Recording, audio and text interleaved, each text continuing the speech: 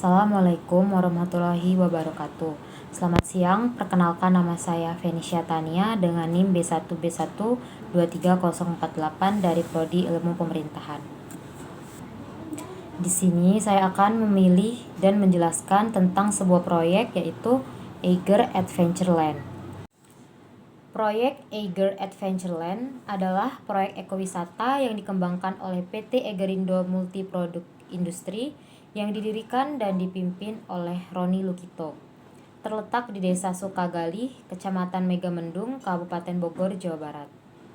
Proyek ini dirancang untuk menawarkan pengalaman wisata alam yang unik, termasuk rencana pembangunan jembatan gantung sepanjang 530 meter yang diklaim akan menjadi yang terpanjang di dunia. Lalu, adapun permasalahan yang dihadapi dalam proyek tersebut, pada Maret 2025, Eiger Adventureland disegel oleh pemerintah karena diduga melanggar aturan lingkungan terkait alih fungsi lahan. Penyegelan ini dilakukan setelah ditemukan indikasi bahwa pembangunan Eiger Adventureland berkontribusi terhadap kerusakan lingkungan yang menyebabkan banjir dan longsor di kawasan Puncak Bogor. Gubernur Jawa Barat, Deddy Mulyadi, yang sebelumnya hampir meresmikan Eiger Adventureland, menyatakan kekecewaannya dan menyoroti dampak negatif proyek tersebut terhadap ekosistem lokal.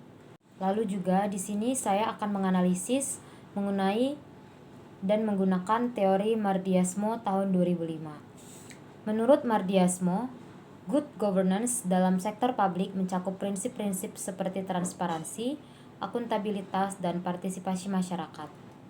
Dalam konteks Eiger Adventureland, terdapat beberapa aspek yang perlu dianalisis berdasarkan prinsip-prinsip tersebut. Yang pertama, ada transparansi.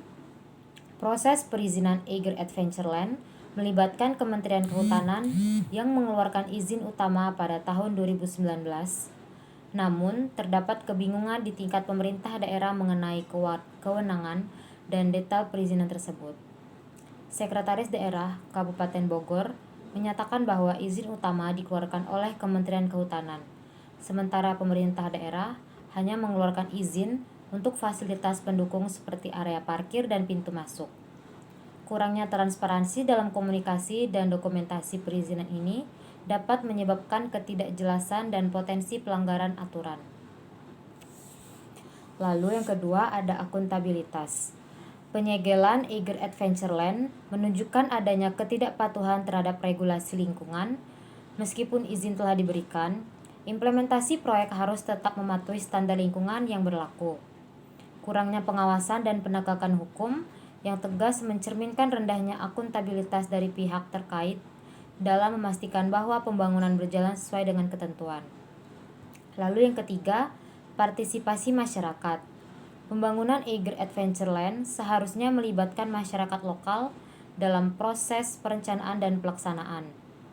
Namun, informasi mengenai sejauh mana partisipasi masyarakat dalam proyek ini terbatas. Kurangnya keterlibatan masyarakat dalam menyebabkan resistensi dan ketidakpuasan, terutama jika mereka merasakan dampak negatif dari proyek tersebut. Lalu juga saya di sini akan memberikan pendapat pribadi mengenai solusi atau tingkat perbaikan yang akan diterapkan. Untuk mengatasi permasalahan yang terjadi pada proyek Eiger Adventureland, beberapa langkah perbaikan dapat diterapkan, antara lain. Yang pertama, peningkatan transparansi proses perizinan.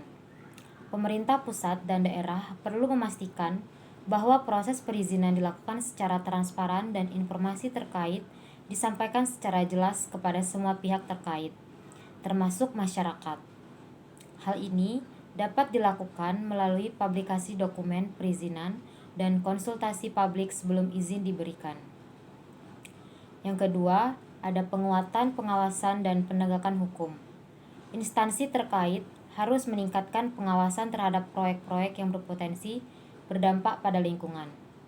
Penegakan hukum yang tegas terhadap pelanggaran akan memberikan efek jera dan memastikan bahwa standar lingkungan dipatuhi. Lalu yang ketiga, peningkatan partisipasi masyarakat. Melibatkan masyarakat lokal dalam setiap tahap proyek, mulai dari perencanaan hingga implementasi, akan meningkatkan rasa memiliki dan memastikan bahwa kepentingan mereka diperhatikan. Forum konsultasi dan dialog terbuka dapat menjadi sarana efektif untuk mendengar aspirasi dan kekhawatiran masyarakat.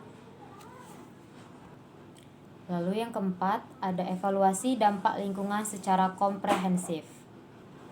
Sebelum melanjutkan proyek, perlu dilakukan evaluasi menyeluruh terhadap dampak lingkungan yang ditimbulkan. Jika ditemukan bahwa proyek berpotensi merusak ekosistem, maka perlu dipertimbangkan alternatif lain yang lebih ramah lingkungan atau bahkan penghentian proyek jika diperlukan.